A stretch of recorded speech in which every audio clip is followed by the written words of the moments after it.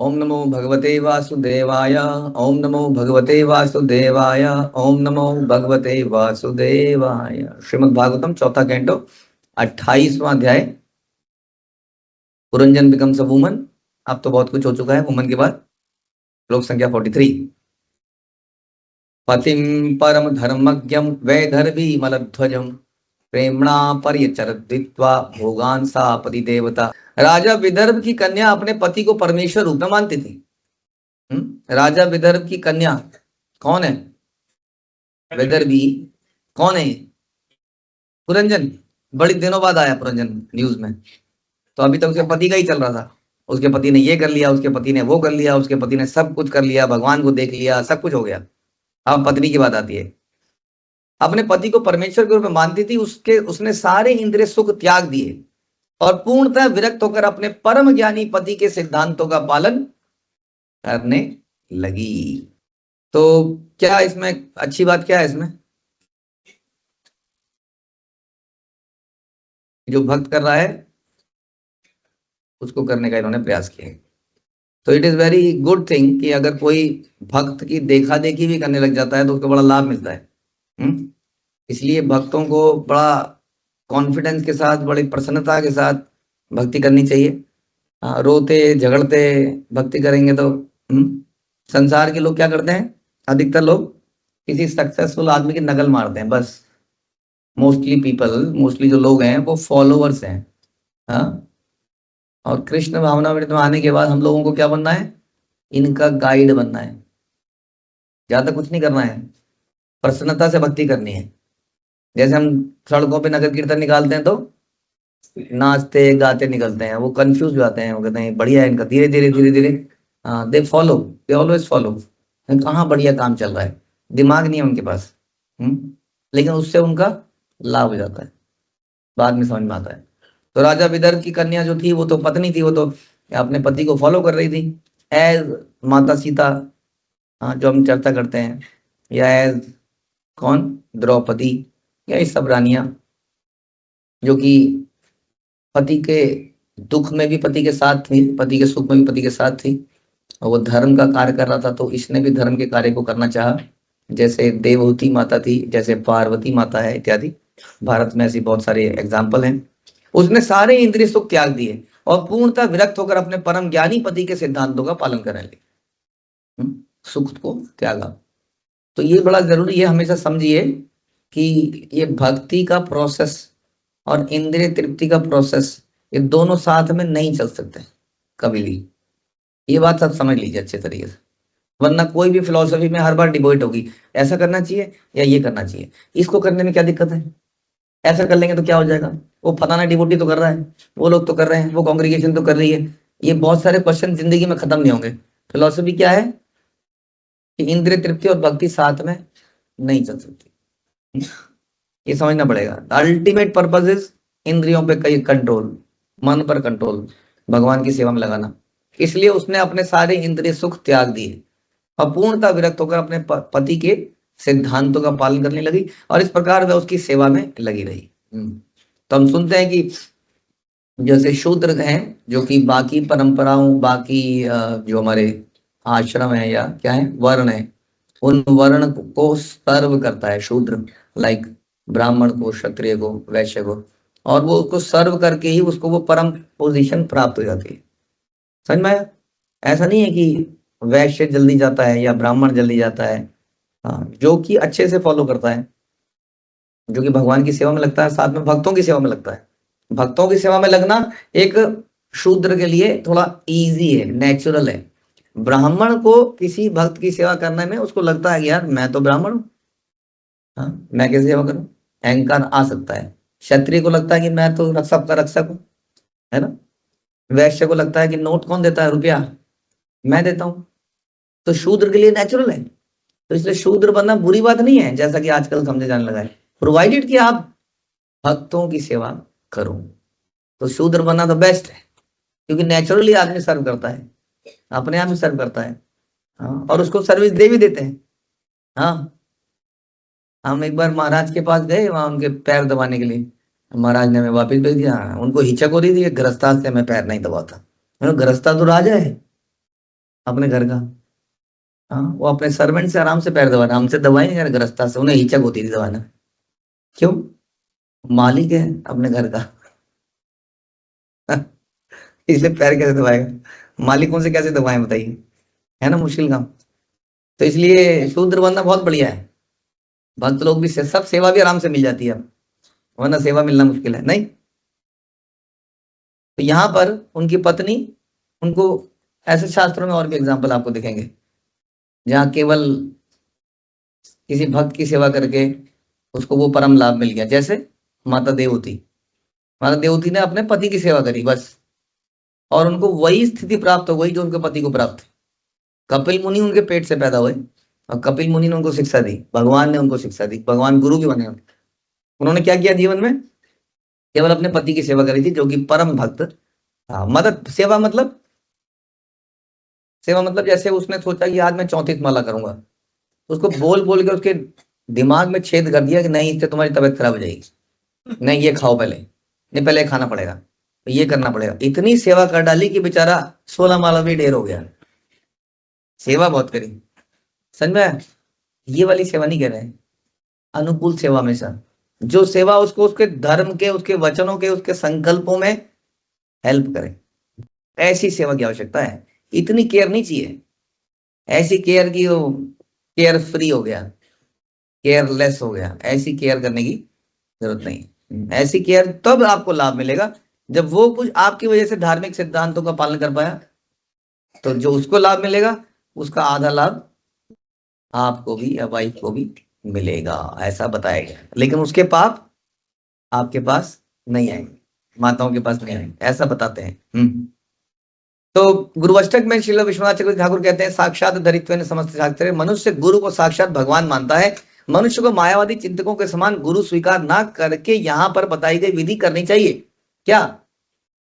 कि जैसे उनकी पत्नी ने सारे सुख सुविधा को त्याग कर गुरु की सेवा करी, अपने पति की सेवा करी, वैसे ही एक शिष्य को अपने गुरु की सेवा करनी चाहिए। उसका पर्पस मायावादी चिंतकों के समान गुरु स्वीकार नहीं है, यानी कि मायावादी चिंतक क्या करते हैं, क्योंकि वो क्या करते हैं, उनका पर्पस क्या होता है, मायावादी चिंतकों का पर्पस क्या है अल्टीमेटली, नहीं याद रहता आप लोगों को, भगवान बनना। इसलिए वो गुरु का शिष्य कैसे बना रहेगा? जैसे उसको गुरु से ज्ञान प्राप्त हो गया, बस वो तो एक गुरु क्या है, एक सीढ़ी है। हाँ जी, धन्यवाद, बहुत अच्छा रहा आपके साथ समय, अच्छा बीता। आप मिलेंगे, हाँ, आफ्टर गुरुकुल मिलेंगे कभी। ओके, हरे कृष्णा बाबू जी, बहुत उठाया आपने, बहुत तंग किया आपने। मतलब ऐसे नहीं होते हैं शिष्य। शिष्य क्या होते हैं? शिष्य ईश्वर जन्म आफ्टर जन्म। हाँ, क्या है वो, व्हाट इज दैट? जन्मे जन्मे प्रभु सही, क्या है? चक्षुदान दिल यही, जन्मे जन्मे प्रभु सही, दिव्य ज्ञान हृदय प्रकाश गीता। समझे? जन्मे जन्म जन्म तक आप मेरे प्रभु हैं, नॉट की नॉलेज मिल गई, okay Hare Krishna, this is not the purpose, then that becomes कृतज्ञ। We should be grateful for ever and ever and ever. ऐसा बता रहे हैं कि मायावादी चिंतकों के समान गुरु स्वीकार नहीं करना है कि अपना उल्लू सीधा किया और निकल लिए। ध्यान रखिए, हमारे कर्ण को भी ज्ञान मिला था गुरु से, लेकिन श्राप मिला बाद में, क्या? कि जब इसकी जरूरत पड़ेगी तभी भूल जाएगा। तो इसलिए भाग्य के ना काम पुनः मुष्का भवा, सुना आपने?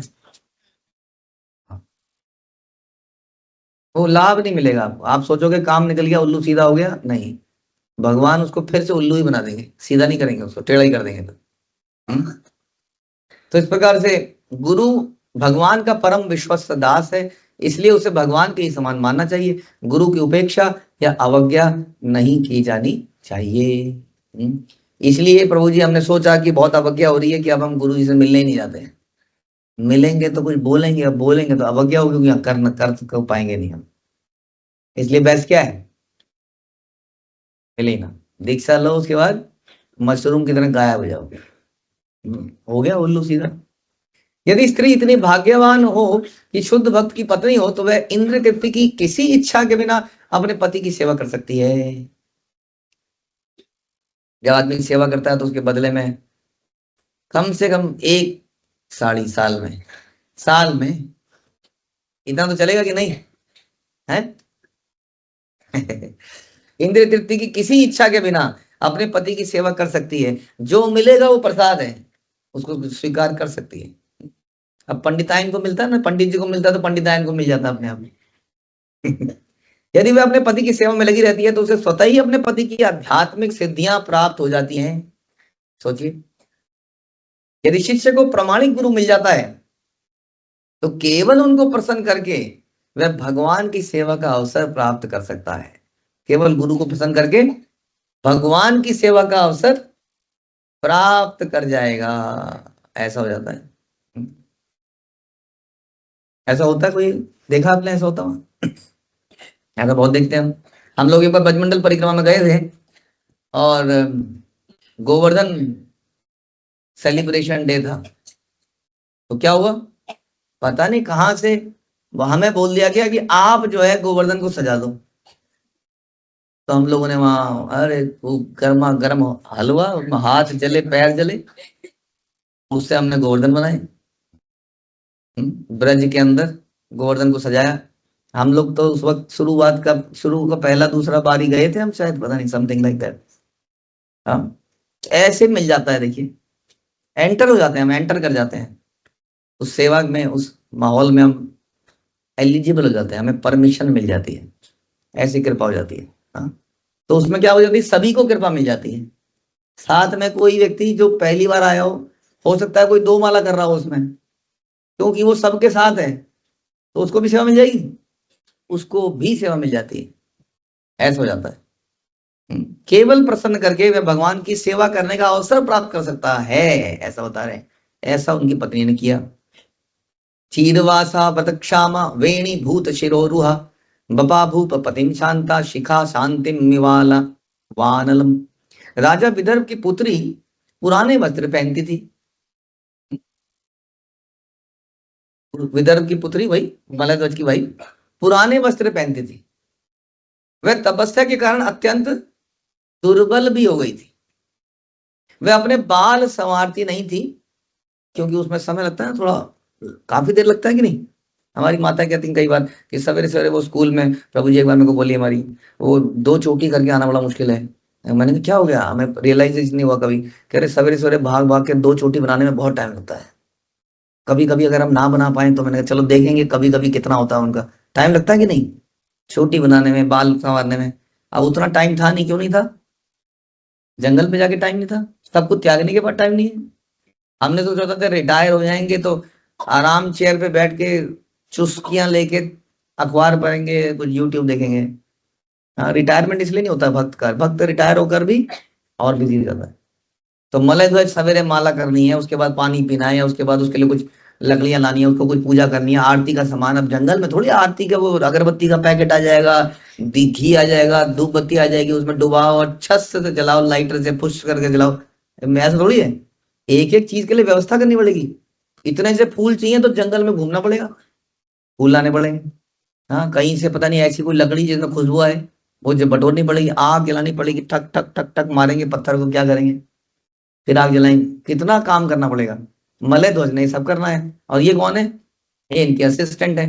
लेकिन असिस्टेंट को क्या, कई बार आदमी को लगता है वाह तुम कर लो आरती, तुम कर लो ये, तुम वहां भी चले जाओ, तुम यात्रा में भी चले जाओ, तुम सब कुछ कर लो, हम ऐसे ही बैठे रह जाए।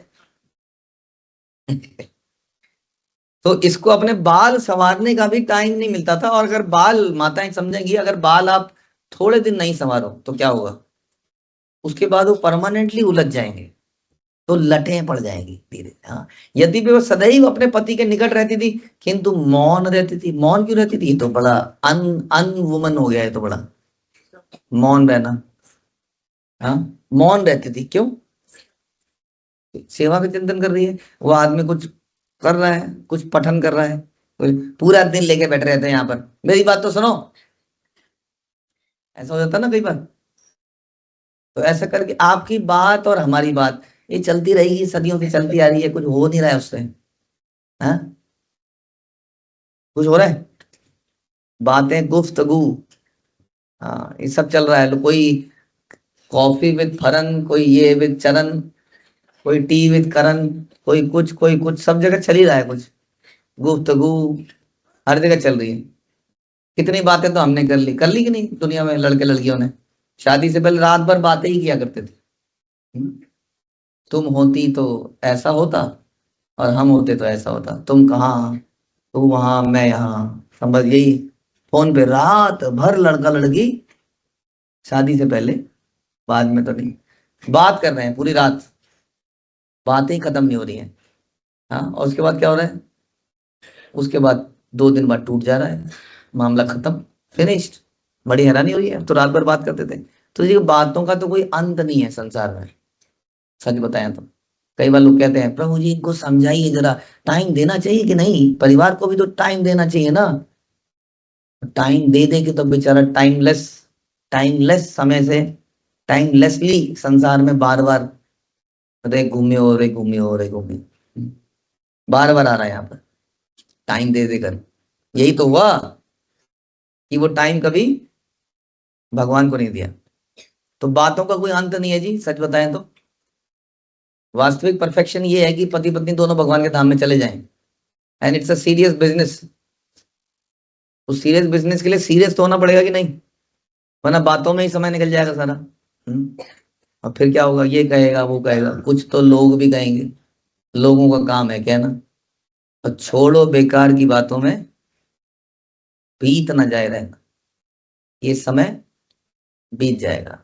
इसलिए वो अपने पति के साथ मौन रहती थी, उसको हेल्प करती रहती थी, ये समझती थी अब इसको ये चाहिए होगा, अब इसको ये चाहिए होगा। अविचलित, और क्या है, अतः वह अत्यंत मौन तथा अविचलित अग्नि की लपट के समान शांत थी। एकदम सीधी लौ जलती है ना, जो स्ट्रेट घी में, शुरू शुरू में जब दिए में अच्छा घी हो, एकदम जलती रहती है ऐसे एकदम। हाँ, और शुरू में क्या है, प्रभुपाद ही बता रहे हैं, कई बार क्या होता है, पहले धुआं निकलता है, लट फिट हिलती है, उसको फूक मारते हैं, तब जाके वो धीरे धीरे स्टेबल होती है। जब उसका सारा गीलापन उड़ जाता है, धुआं चला जाता है, तब बढ़िया आग जलती है। तो इसका मतलब जब आदमी भक्ति में स्टेबल है, तो वो जो गीलापन था उसका, उसकी इमेच्योरिटी, उसकी इंद्र तृप्ति की इच्छाएं, वो जल कर धुआं बनकर उड़ चुकी हैं। अब वो भक्ति में स्टेबल है, एकदम लट की तरह जल रहा है। हाँ, हिमालय की तरह दृढ़ है। दृढ़वता, महात्मा के बारे में जब हमने सुना, और दृढ़ एकदम रहता है अपने वचनों का पालन करने के, तो ऐसी अवस्था को प्राप्त थी। इसी प्रकार जब बता रहे हैं कि जब पति या पत्नी तप के नियमों का पालन करते हैं तो वे शांत रहते हैं, काम उत्तेजित नहीं होते, और इस तरह पति पत्नी दोनों को आध्यात्मिक लाभ मिलता है। और इस अवस्था में क्या होता है, एक सेकंड मैं जरा नीचे चला गया, सॉरी।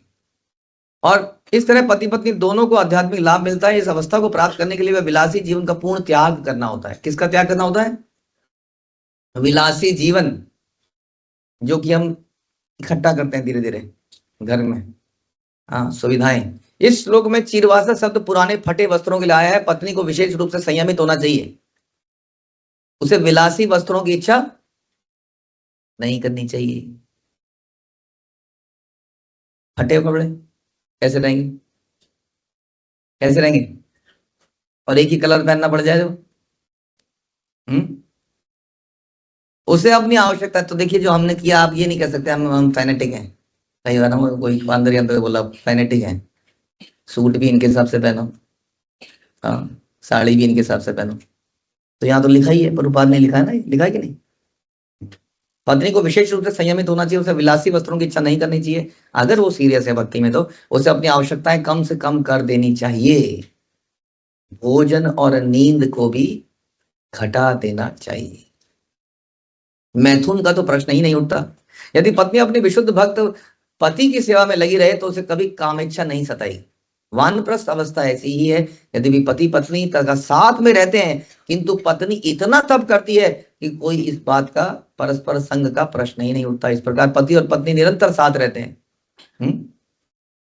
तो हम बता रहे हैं कि पुरुष होने से पति अपने पत्नी की अपेक्षा अधिक आगे बढ़ा होता है, तो भी पत्नी से आशा की जाती है कि वो अपनी विलास प्रिय आदतें छोड़ दे। हाँ, उसे ना तो अच्छे वस्त्र पहनने चाहिए, ना बाल संवारने चाहिए। बाल संवारना स्त्रियों का मुख्य कार्य है, वानप्रस्थ आश्रम में पत्नी को अपने बालों की परवाह नहीं करनी चाहिए, तो you still have some time. इस प्रकार उसके बालों में लटे पड़ जाएंगी, फलतः पत्नी को पति के लिए मोह नहीं रहेगी और स्वयं भी काम इच्छा की से विचलित नहीं होगी। कई बार माताएं बड़ी परेशान भी रहती है, बाल बाल बाल बाल, अच्छा लटे पड़ जाएंगे तो क्या करना पड़ेगा? तो काटना ही पड़ जाएगा, तो काट ही देंगे। इस प्रकार पति पत्नी दोनों आध्यात्मिक चेतना में अग्रसर होंगे। यह अवस्था परमहंस अवस्था कहलाती है। कितनी कष्टप्रद है कि नहीं? जीवन कितना कष्टप्रद है, इसमें नहीं सुन लगता आपको ऐसे? यही कष्ट क्या देगा? परम आनंद देगा। कह रहे हैं कि एक बार इस अवस्था को प्राप्त होने पर पति पत्नी देहात्म बुद्धि से छूट जाते हैं। और उसी तरह यदि शिष्य गुरु की सेवा में अविचल बना रहे तो माया के चंगुल में नहीं पड़ता। समझ में आया? किसी के भ्रम में मत आइए। It is not easy to go back to Godhead. We have to work hard, not easy. इसलिए संसार में इतने बाजार चल रहे हैं, इतने गुरुओं के बिजनेस चल रहे हैं, because they sell Krishna very cheaply. Liberation बड़ी आसानी से दे रहे हैं वो लोग, इतनी आसानी से मिलेगा नहीं वो सब चीटिंग बिजनेस है। It is difficult. शास्त्र पढ़ते हैं तो समझ में आता है, इट इज डिफिकल्ट। ऑल्दो हमें इतनी कठोर तपस्या नहीं करनी है कि जंगल में जाके आपको तपस्या करनी पड़े, लेकिन फिर भी वानप्रस्थ आश्रम आज भी है। हाँ, और टोटली कैसे हम भगवान की सेवा में लगाएं अपने आप को, if not exactly in this way the way Prabhupada has told us. हाँ, जीवन किसके लिए है? त्याग के लिए, बलिदान के लिए, प्योरिटी के लिए, प्यूरिफिकेशन के लिए। तब we will go back to Godhead like Malaya Dhwaj and Vaidarbhi. Hare Krishna. Srila Prabhupada की जय। ग्रंथ श्रीमद् भागवतम की जय।